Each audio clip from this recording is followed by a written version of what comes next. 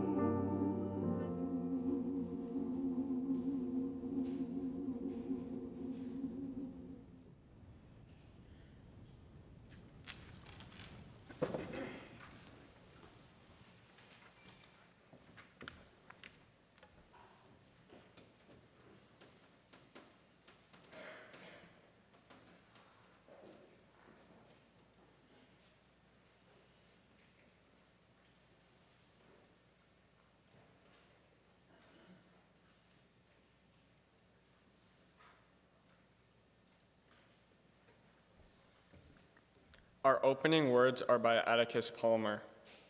We call this light before us and hope that we may always remain a strong community, working together to make the world a better place.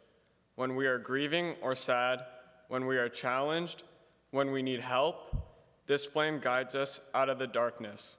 When we are cheerful, when we celebrate, when we accomplish a great task, when we return to a place that makes us happy, this chalice reminds us to share our happiness with others.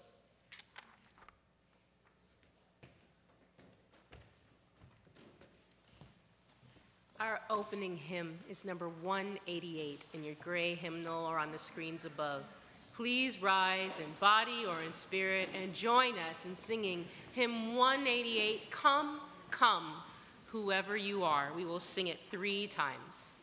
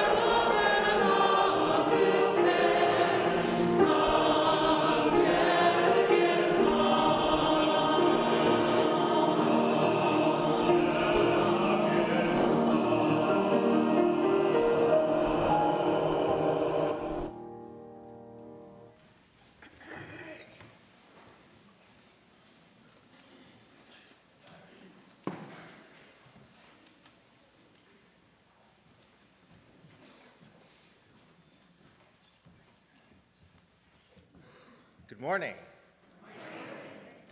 My name is Zell McCarthy. And I'm Steve Novak. And we are so happy to welcome you here today to the Rites of Passage service. This is an annual tradition.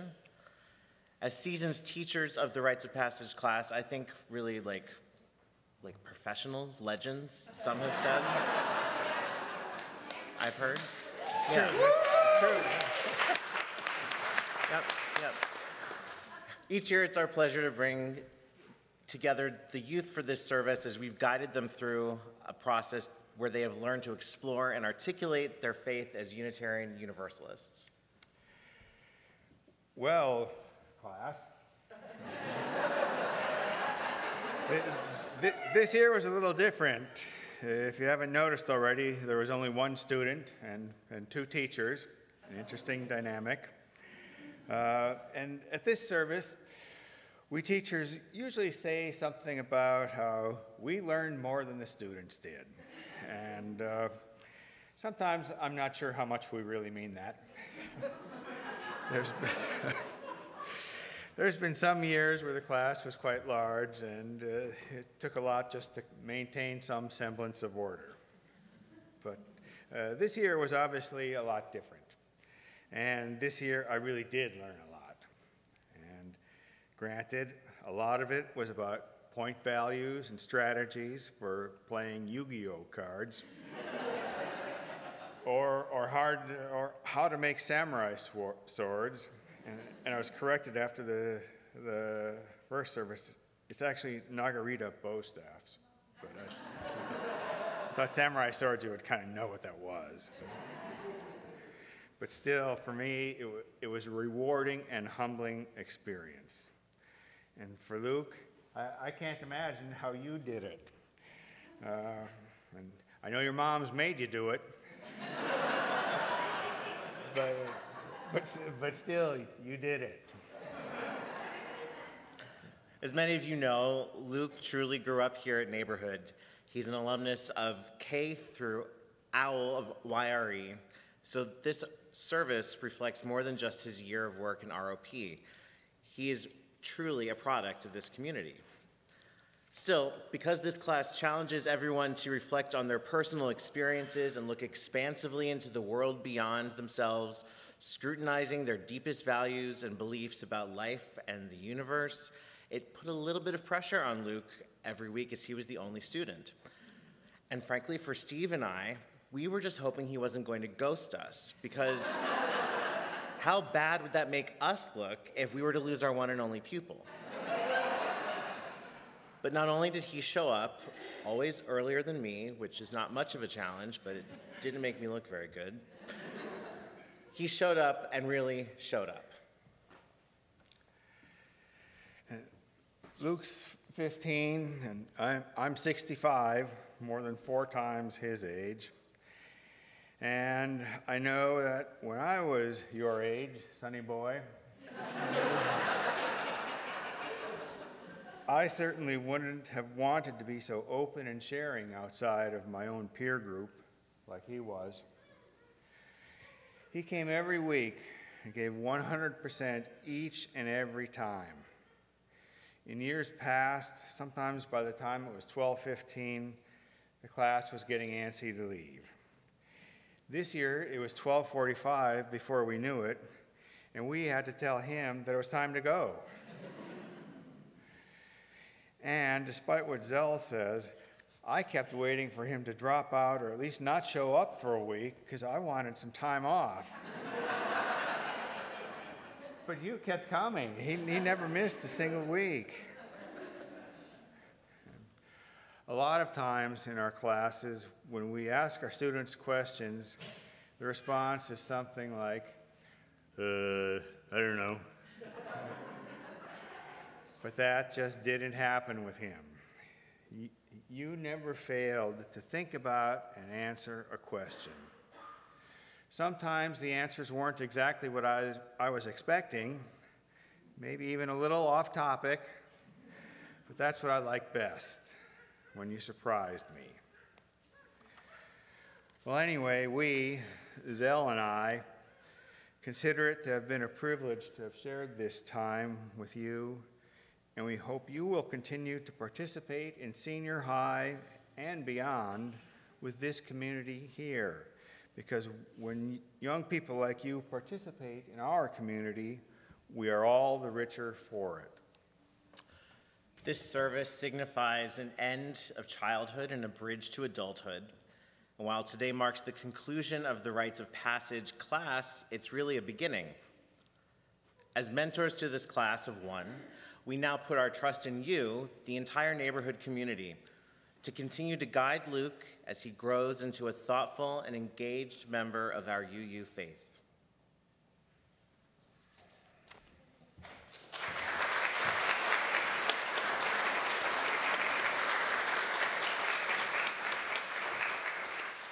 Good morning.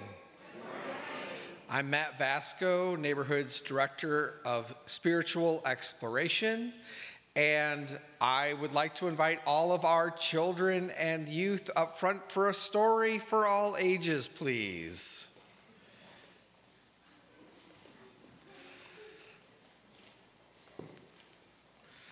Wonderful. Thanks for joining me. So today's service has a lot to do with community and this wonderful church community that we're all a part of. And you're going to hear themes of community resonate throughout the service. So I brought my favorite children's book about community. It's called A Sick Day for Amos McGee. And it's written by Philip C. Stead and illustrated by Aaron Stead. And I think you'll see why I like this book so much as we go along. You have that book? All right. Well, I'm going to read you my copy, okay? Amos McGee was an early riser Every morning when the alarm clock clanged, he swung his legs out of bed and swapped his pajamas for a fresh, pressed uniform. He would wind his watch and set a pot of water to boil, saying to the sugar bowl, "A spoonful for my oatmeal, please, and 2 for my teacup." Belly full and ready for the workday, he'd amble out the door. Every day, Amos waited for the number 5 bus. "Next stop, City Zoo," the bus driver would call. 6 a.m., right on time, he'd reply. Amos had a lot to do at the zoo, but he always made time to visit with his good friends. He would play chess with the elephant, who thought and thought before making a move. Run races with the tortoise, who never, ever lost. Sit quietly with the penguin, who was very shy.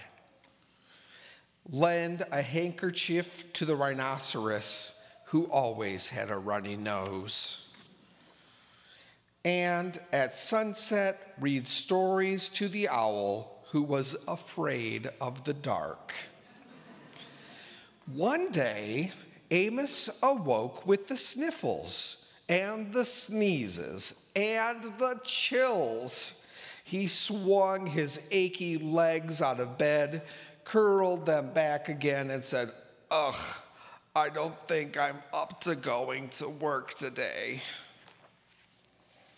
Meanwhile, at the zoo, the animals waited for their friend. The elephant arranged his pawns and polished his castles. The tortoise stretched his legs and limbered up. The penguin sat patiently all by himself. The rhinoceros worried that his allergies were worsening. The owl perched atop a tall stack of storybooks, scratching his head with concern. Where is Amos? The animals wondered. Here we see an image. It says City Zoo. And we see all of Amos's animal friends making their way out. And it says, later that day, ... Here they are waiting for the number 5 bus. Here they are riding the number 5 bus. Here they are arriving at Amos's bedside. Hooray! My good friends are here. The elephant prepared a game of chess. Amos thought and thought before making a move. "I'm too tired to run races today," said Amos to the tortoise. "Let's play hide and seek instead." The tortoise hid inside his shell. Amos hid beneath the covers.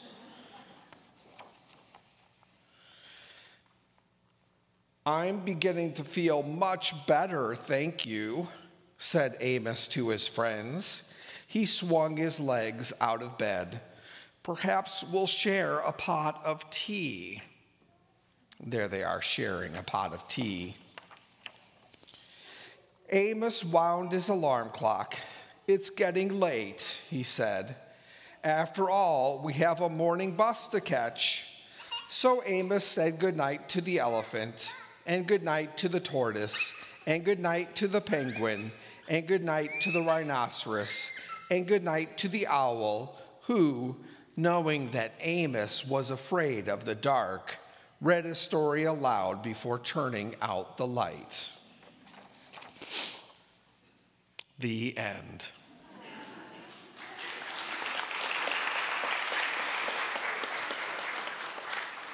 Today is a special service. It's our Rites of Passage service. So we have just one class happening today. We have our grades K1 class happening, and our TK, so TK, kinder, and first graders are all invited to their class. And we're asking everyone in second grade and up to please stay, because rites of passage is an important part of growing up UU, and we'd like all of you to stay and see what's coming up in a few years. I see some of our OWL students here today, so this could be you next year. Who knows? All right. Let's sing out our children and youth.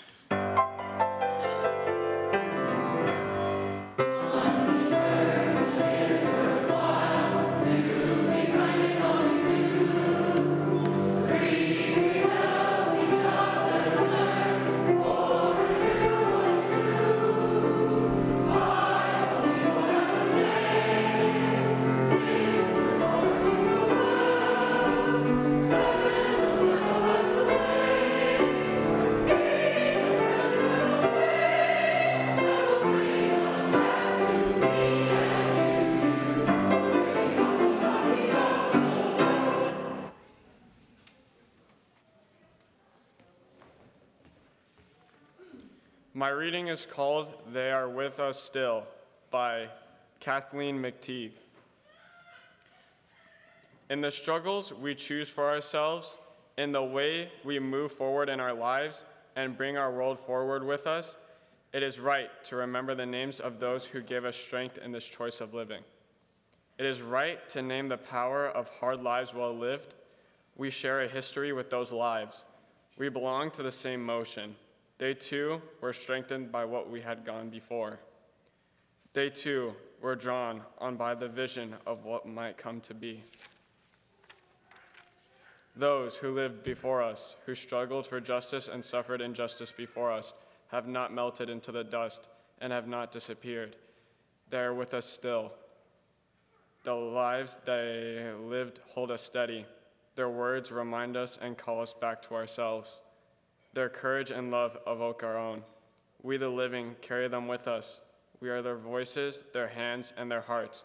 We take them with us, and with them choose the deeper path of living.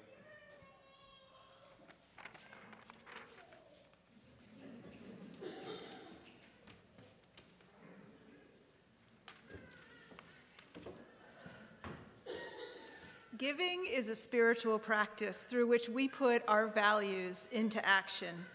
Each Sunday, our congregation dedicates 100% of contributions to a local social justice organization or activity, and today, an international cause.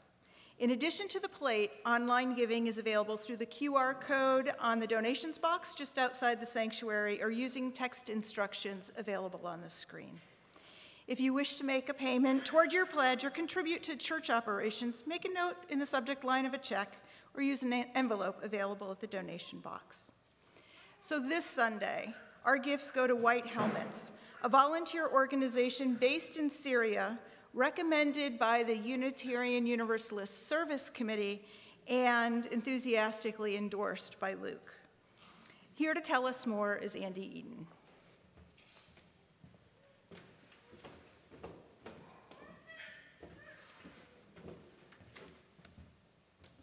Good morning.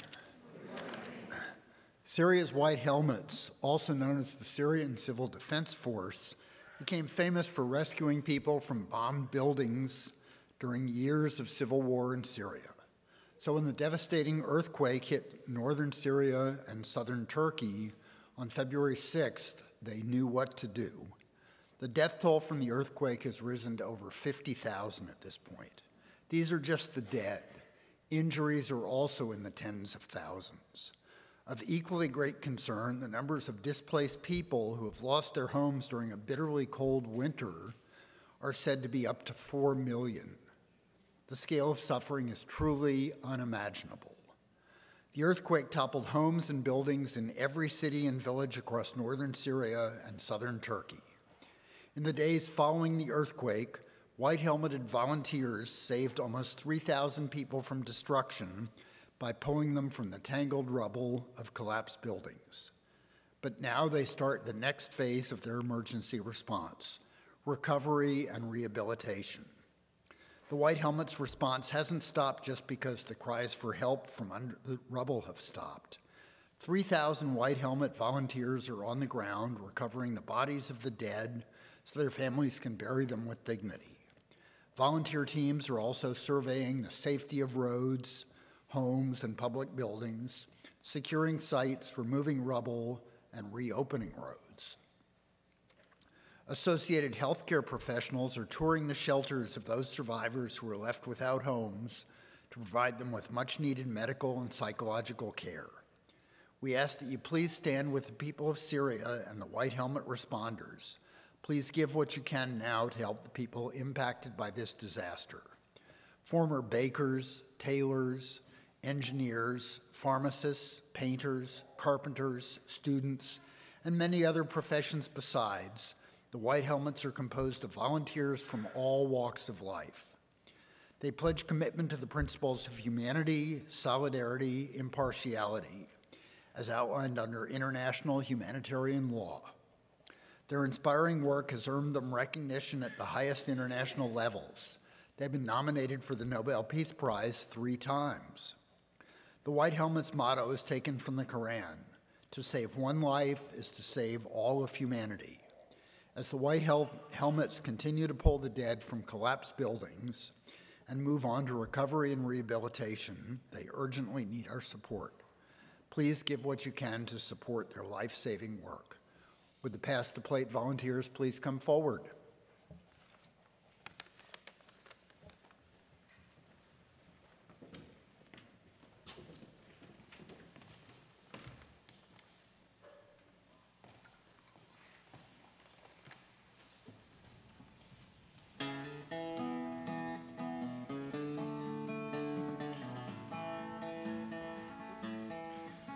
Well, you know those times when you feel like there's a sign there on your back. Says, I don't mind if you kick me. Seems like everybody has.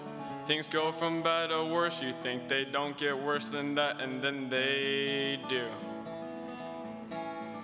You step off the straight and narrow, and you don't know where you are. Use the needle of your compass to sew up your broken heart. Ask directions from a genie in a bottle of Jim Beam, and she lies to you. That's when you learn the truth if you're going through hell.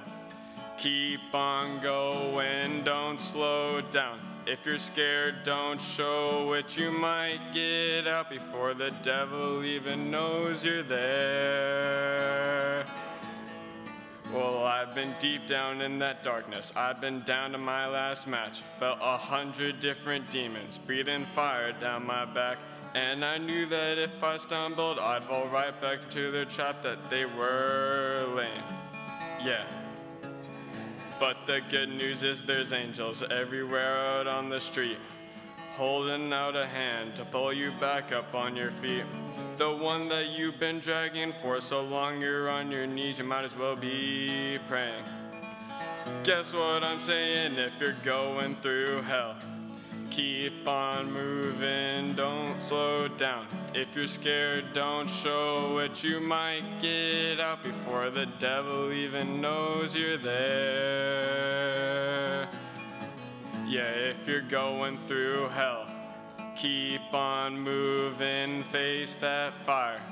Walk right through it. You might get out before the devil even knows you're there. If you're going through hell, keep on going, don't slow down. If you're scared, don't show it. You might get out before the devil even knows you're there. Yeah, if you're going through hell, keep on moving, face that fire. Walk right through it. You might get out before the devil even knows you're there. Yeah, you might before the devil even knows you're there.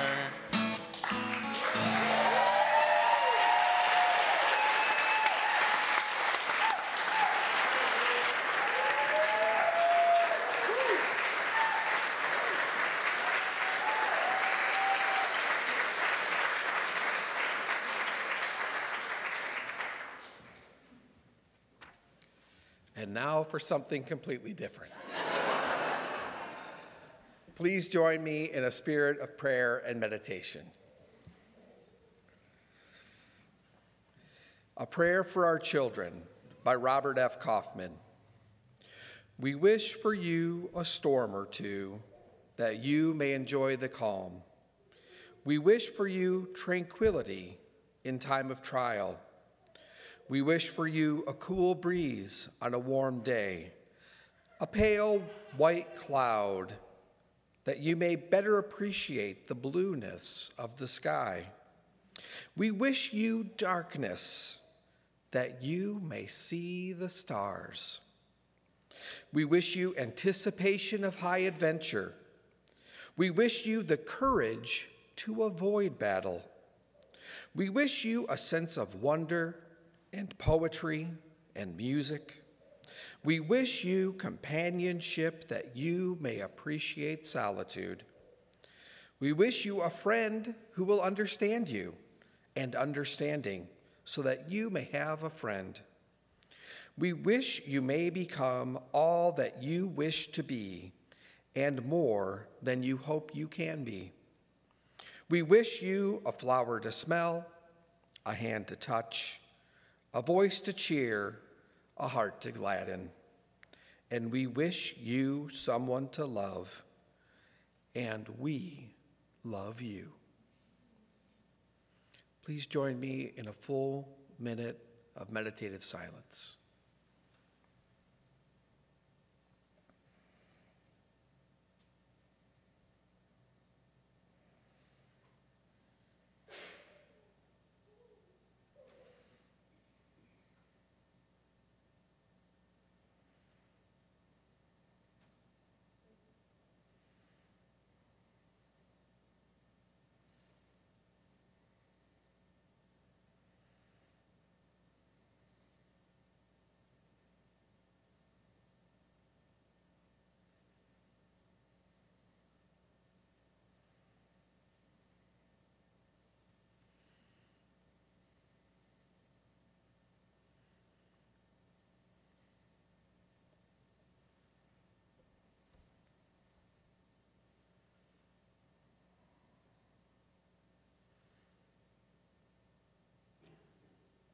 Amen.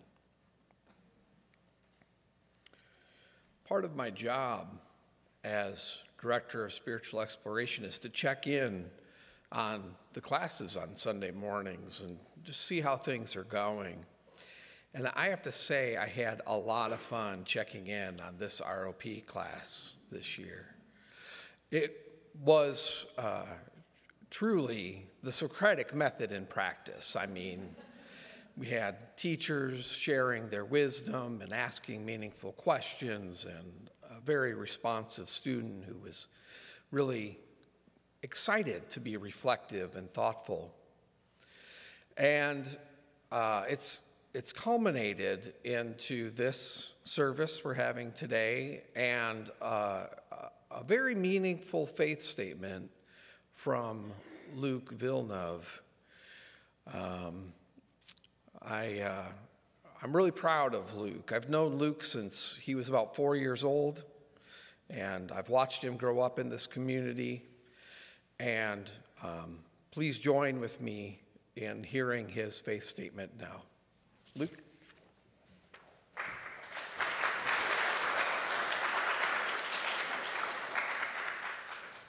Hello, my name is Luke. I'm 15 years old, and I'm the sole survivor of this year's ROP class.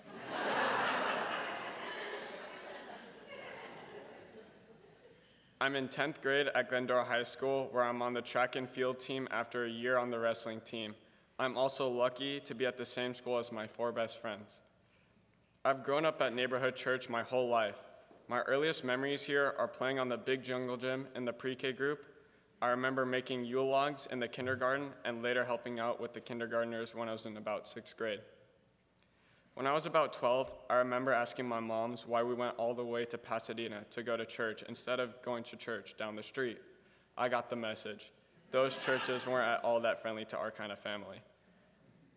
My moms, Anna and Louisa, are teachers, which means I don't get away with much. But I always have help available with my homework. My sister Malin and I sometimes play football on the street together. And my brother Jacob is my occasional video game rival and my biggest fan.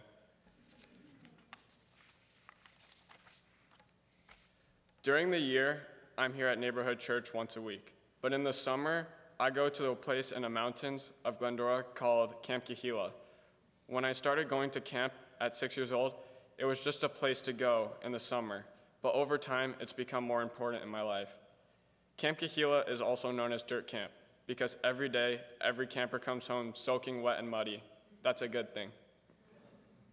Each of the 8 weeks of camp has a different theme. My favorite theme is Olympics week. At the start of each week, all the campers line up in order of age and are assigned to a counselor. When I was about 12, during Olympics week, I thought it would be fun to join the youngest campers.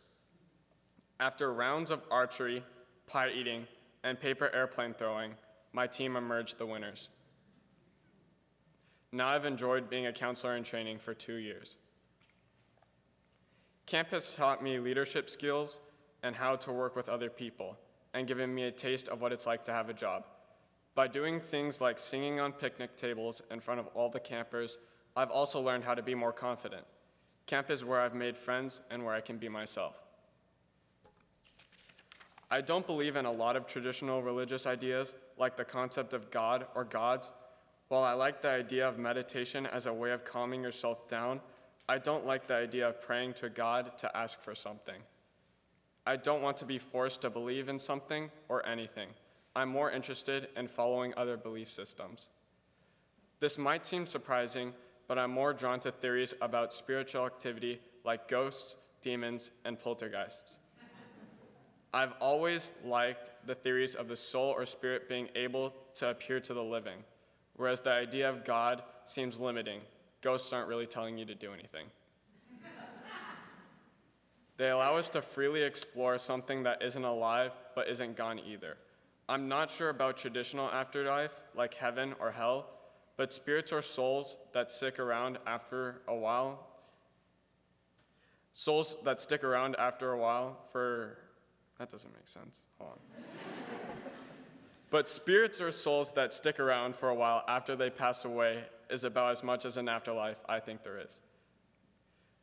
Some people may think of ghosts as useless fictional phenomena, but I enjoy the stories behind haunted places because it allows me to think about the bigger questions about life. Besides, no one can really explain why some strange occurrences happen. I'm not really keen on reincarnation, either the idea that when someone dies, their soul gets turned into something else, or there's a powerful being who retains their memories but loses some of their power when they put themselves into the future. I watched an anime on that and thought this version of reincarnation was lame.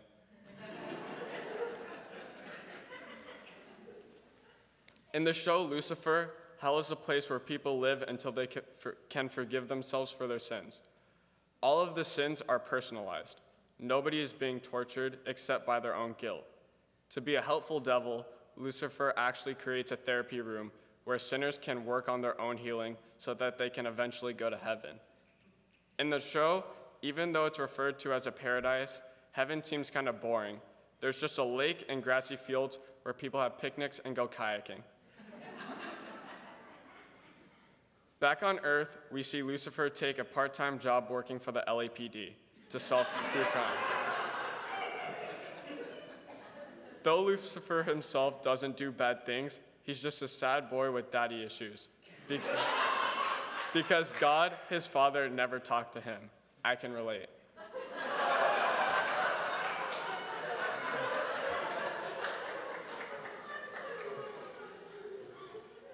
It's a funny concept, but I still think the idea of heaven or hell are too much of a swing for me to believe. It's interesting to think of devils roaming the earth. If the devil isn't actually that bad, then the concept of good and evil is imbalanced. It means that anyone can change to become good or make a choice to become worse. During COVID, I didn't have a lot of choices of what to do. For about a year and a half, I became a gamer, playing video games for about 4 to 5 hours a day, maybe even 10 hours on a weekend. I started to get bored with games, and my head started to hurt from staring at a screen too much. In fall 2021, I started high school, joined the wrestling team, and started getting out of the house more. I have a lot more energy, and I feel accomplished at the end of the day. Now throwing shot put and discus as a part of the track and field team, I'm able to feel accomplished when I achieve things I wasn't able to do before. Like at a tournament I went to this past week where I threw shot and disc, we won. It's easy to lose something that you do online, but accomplishing something in real life will always stick with you. After being in class all day, I like setting schoolwork aside and focusing on the sport I'm practicing or the workout in front of me. If I have trouble getting into the zone, I'll repeat a single line of a song over and over again. Not out loud, just in my head. It helps take everything else off my mind and lets me focus on what I'm doing. When I'm throwing, I like to scream as loud as possible when I'm releasing the disc or the shot. It's fun. It makes me feel powerful, and it's a sensation where I feel like nothing can stop me. It's not about feeling better than anyone else, it's about feeling the strongest I can be in that moment. My coach says you don't need to beat the best person on the team, but you do need to beat yourself. That mindset helps me push myself forward. My teammates and I also push ourselves forward. I don't bench press a lot compared to the other guys on the team, but people still encourage me to do better each day. This makes me realize I'm a part of a community. When I was younger, I had some issues with expressing myself when I felt things like anger. In 5th grade, I started going to karate classes. It was fun and a safe way for me to express myself. As I got more involved with karate, I started going and getting more interested in other sports, like wrestling. And over time, sports became how I would express myself and a community where I'd make new friends and feel happy. During the wrestling season, I'd look at a poster on the wall of the weight room with a quote from Jerry Rice. Today, I will do what others won't, so tomorrow I can do what others can't. I like this quote because it shows that just because no one else could do something, it doesn't mean you can't do it yourself. My wrestling coach would say, while you're sitting down taking a break, there's another person out there pushing themselves further. This motivates me to push myself further, even when I'm tired. I always want to be the person working harder than everyone else. I used to slack off in middle school. COVID made it harder. In the last 2 years, I've tried to put more dedication into everything I do. I put more effort into studying. I try to get my grades as high as possible. I've been making more new friends, and I've been trying to be kinder to the people around me. Having friends makes everything in life easier. Being a part of a community like Neighborhood Church also makes life easier and better. Many of my views about things like the afterlife and God haven't changed much, but on other issues, I have a new perspective. For example, I now see sports as a type of meditation. I've also learned to respect others' opinions more than before. I think questioning belief systems in a respectful way is a good thing. I enjoy the small stuff in life, like playing sports, meeting new people, going to events, instead of focusing on material things. Things like a nice car or fancy clothing will eventually go away. But if you find the right people, relationships can last a long time, especially if you get lucky enough to meet a ghost.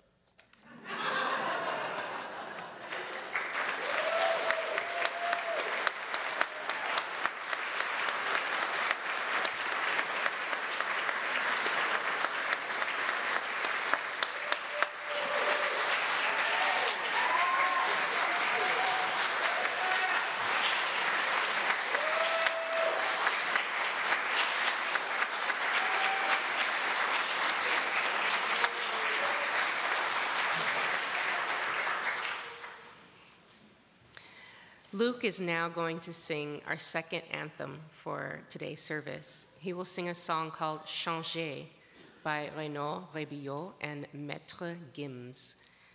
Sung in French, this song is about admitting your shortcomings and committing to changing for the better.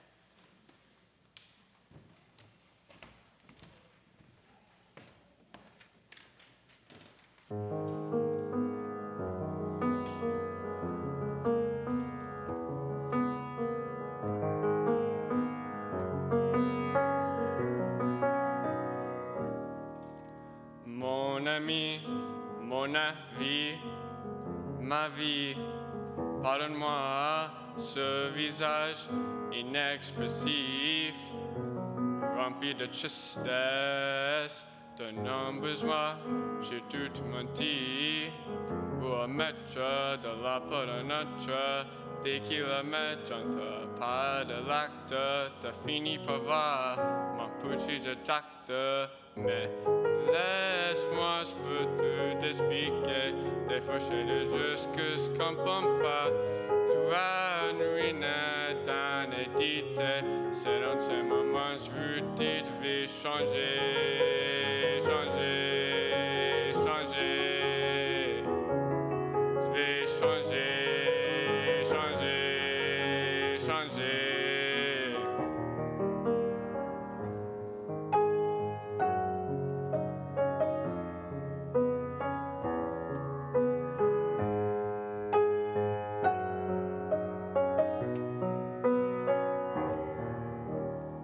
Mes amis, mes envies, mes désirs, mes plaisirs, un peu de jeu, ça va vite famille, jusqu'au mot de tourner, le genre de tu, le camp de tu, j'ai perdu de c'est de l'ami, tant pis, je n'ai pas de paix, je veux pas ton sourire, tant toute solide, mais laisse-moi, je peux tout expliquer. Des fois, j'ai des choses que je comprends pas. La nuit n'est un édité. C'est dans ces moments, je veux te vais changer, changer, changer. Je vais changer, changer, changer.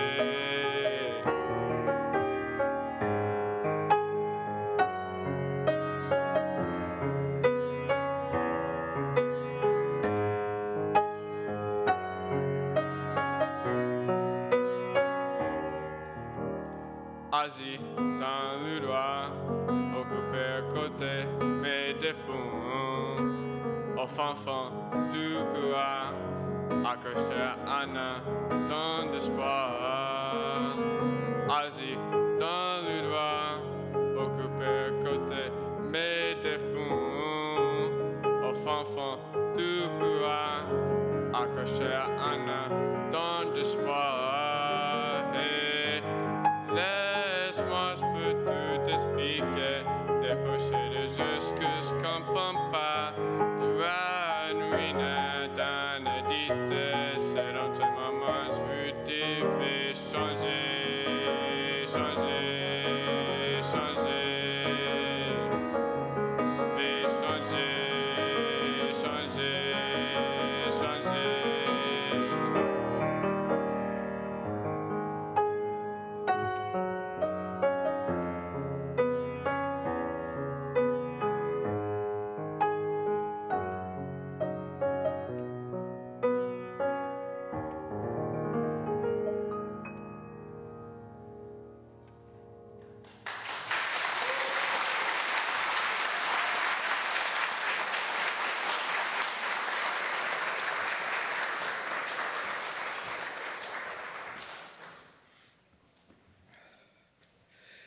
There's a tradition at Neighborhood Church that if the ROP class is small, the director of spiritual exploration gives a short homily.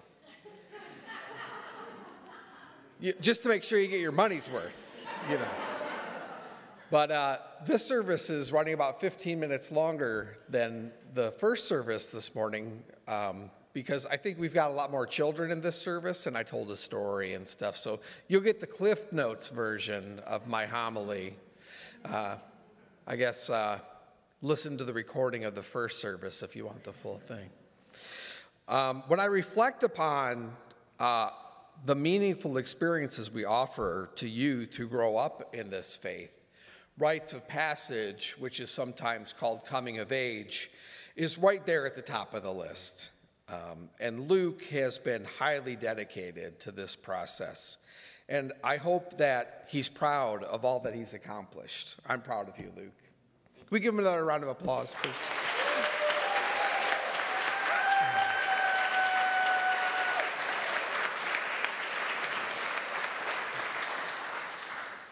I hope that our youth who are present today are excited by the idea of learning, reflection, and faith statement writing, and this worship experience that's all involved in the rites of passage process.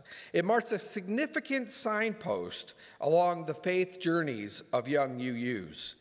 And it's something that you'll always be able to look back on as a point of pride in your growing up years. Many of us who did not grow up UU wish we would have been given such an opportunity at a similar point in our growing up years. In his faith statement, Luke reflected upon the positive force that community can be in our lives and how wonderful it can be to be part of a faith community like Neighborhood Church. As Unitarian Universalists, we are not a faith community bound by dogma.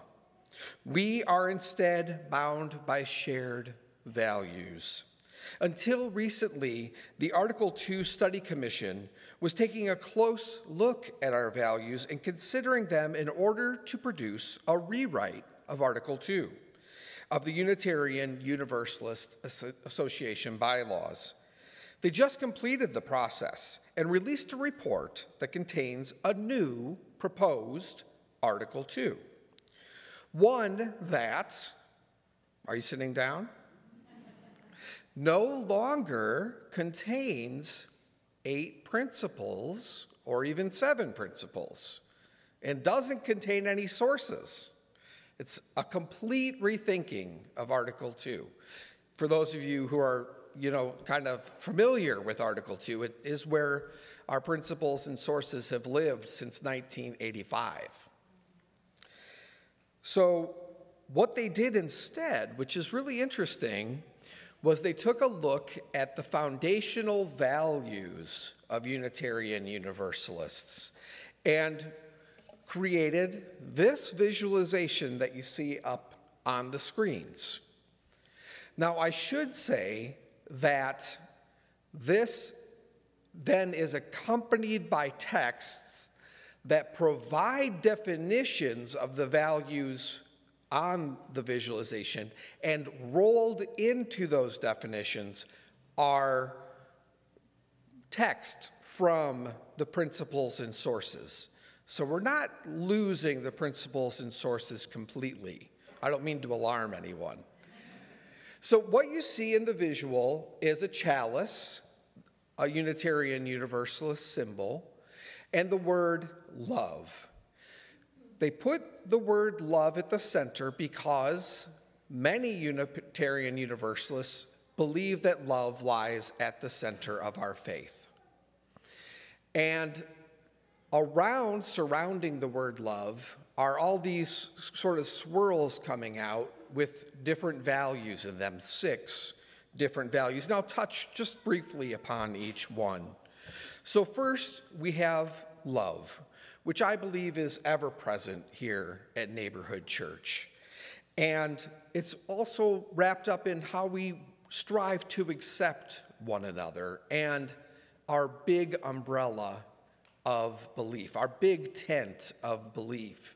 Because again, we're not a dogmatic faith and we're a free faith. People are free to believe what their spirits call them to believe. Then we have at the top there interdependence. I've always seen interdependence every time I walk into the sanctuary here at Neighborhood Church because there's that wonderful poem out on the wall in the narthex by John Donne no man is an island unto himself, which we could update, no person is an island unto themselves. And ask not for whom the bell tolls for thee. That is the meaning of community. That is who we are. That is our interconnectedness. Next, we have pluralism. Pluralism is significant in that we believe that we can exist as a diverse community with multiple truths, right? We are each free to believe what we feel called to believe. And it also rolls in this idea that's growing in our faith, that we are a community of communities.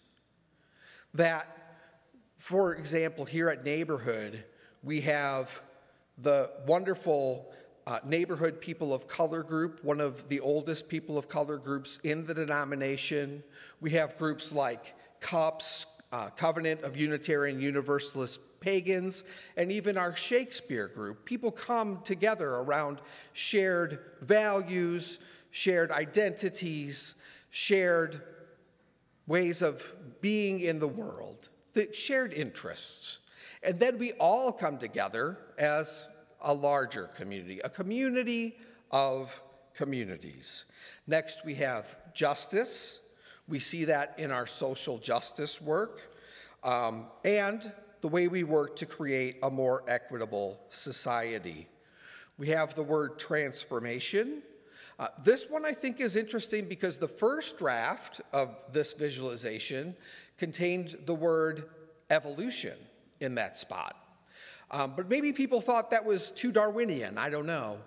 But transformation, I think, is really deeply rooted in our faith, right? We're a faith that believes in developing itself, in growing, in changing. And I think transformation is really present here at Neighborhood in all of our different spiritual exploration classes for children, youth, and adults. We're all trying to grow and be our best selves, and we work to try to encourage each other towards growth. Next, we have generosity. We talk about that here at Neighborhood Church with regard to giving our time, talent, and treasure, right? Those are the 3 T's we talk about a lot of the time. Volunteering with the church, donating our talents, as Steve did so wonderfully this morning on his guitar. Thank you, Steve. And giving our treasure, making a pledge to the church as part of membership. And finally, we have equity. I think we're growing into that one, right? We're trying to center the margins, as we often say. I think the word pluralism might have at one time been inclusion, but I like to think that we've even moved beyond inclusion now to where we're a pluralistic group. And I think equity and pluralism go hand in hand, because true equity means that we are all equal. And that ties right into what is presently our first principle of the inherent worth and dignity of every person. So lots of exciting stuff going on with Article 2 in the denomination. What's going to happen next is the commission is going to bring forward their proposed change to Article 2 at this year's Unitarian Universalist General Assembly, or GA, in Pittsburgh, Pennsylvania at the end of June. And if you know me, you know I love GA.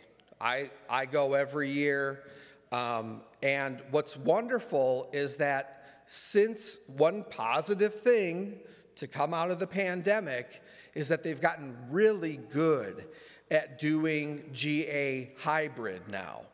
So you don't have to travel to Pittsburgh. You can attend GA from the comfort of your own home, and you can be a voting delegate from the comfort of your own home. So if you're passionate about Article 2, if you're passionate about these changes, talk to me, talk to Reverend Teresa, consider being a delegate for GA this year. Thank you all for your time. I appreciate it. I'm happy to talk about Article 2 on and on and on. So anytime, come approach me, and I will ask Ginger to include a link to the full report in this week's newsletter. And now we have something very special for everyone.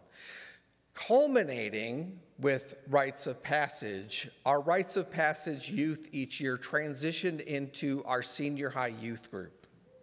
So we have our co-presidents of senior high here to welcome Luke to senior high, Juke Goodson and Camelia Elzatva. Come on up.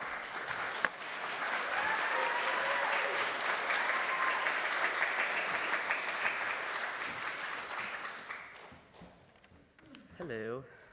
As many of y'all know, I'm Juke. I'm Camelia. And we're the senior high leaders. We are excited to welcome Luke to senior high and into this new season of his life. We both remember doing ROP and the nerves that came with it, and the courage that it takes to come before you and tell our stories and our faiths. Senior high is a home and a family. We will always be here to support you in whatever way you may need. We welcome you and are excited to have you as a new member. We can't wait to see where this new journey takes you. You want to come up here? No. No. Bless you. Welcome.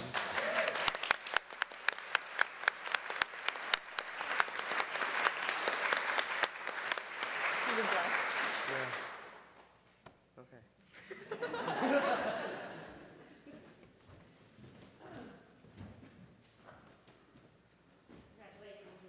Closing hymn is number 1053 in your teal hymnal. Please rise in body or in spirit and join us in singing How Could Anyone? We'll sing it twice.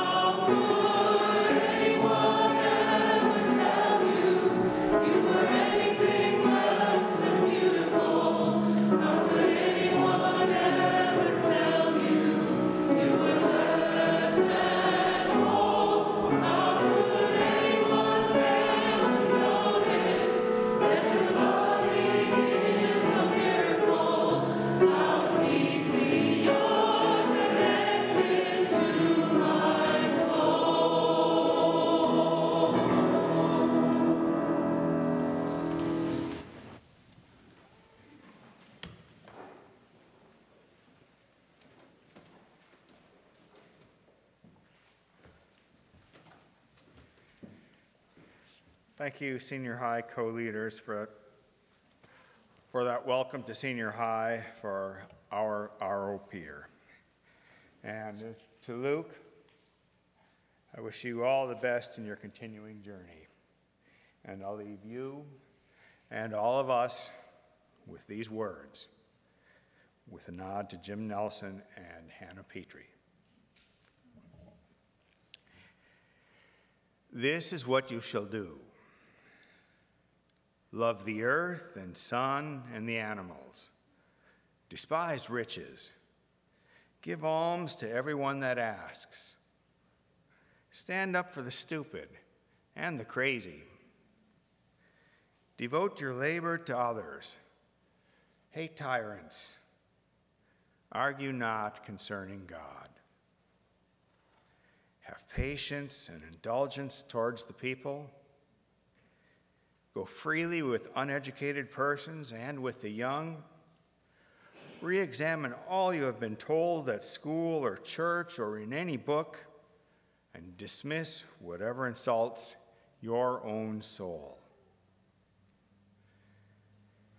And for all who seek God, may God go with you. For all who embrace life, may life return your affection. For all who seek a right path, may the path be found, and the courage to take it, step by step by step.